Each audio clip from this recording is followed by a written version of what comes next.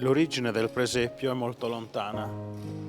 Dobbiamo tornare molto indietro, al 1223, quando San Francesco d'Assisi si trovava presso l'eremo di Greccio ed espresse il suo desiderio così di celebrare in quel luogo il Natale in un modo molto particolare, e voleva vedere con gli occhi del corpo come il bambino Gesù si fosse abbassato verso l'umanità,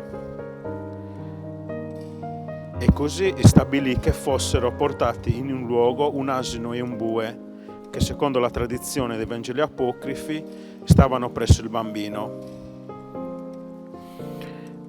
e sopra un altare portatile fu collocata la mangiatoia e fu celebrata così l'Eucaristia.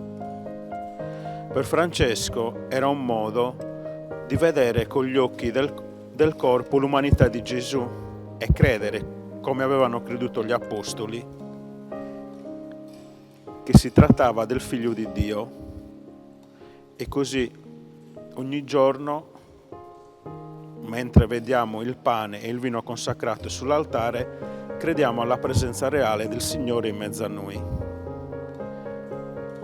Nella notte di Natale a Greccio non c'erano né statue e neppure raffigurazioni, ma unicamente una celebrazione eucaristica sopra una mangiatoia, tra il bue e l'asinello. Solo più tardi tale avvenimento ispirò la rappresentazione della Natività mediante immagini, ossia il presepio in senso moderno.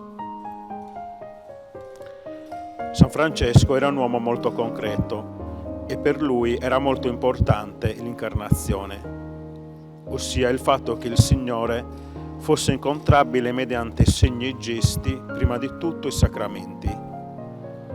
La celebrazione di Greccio, infatti, si colloca proprio in questo contesto.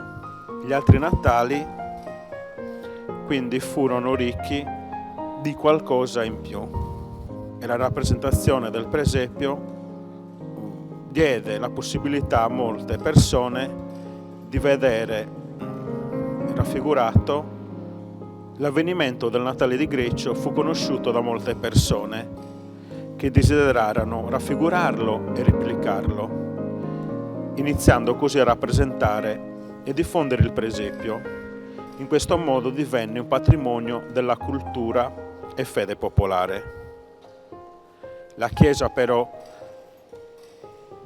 è vero che ha dato sempre molta importanza al fatto liturgico sacramentale, sorvegliando allo stesso tempo che non sconfinasse in una sorta di superstizione. Alcuni gesti furono incentivati perché ritenuti adatti per la diffusione dell'annuncio evangelico, e tra questi fu segnalato appunto il presepe, nella cui semplicità indirizza tutto alla centralità di Gesù.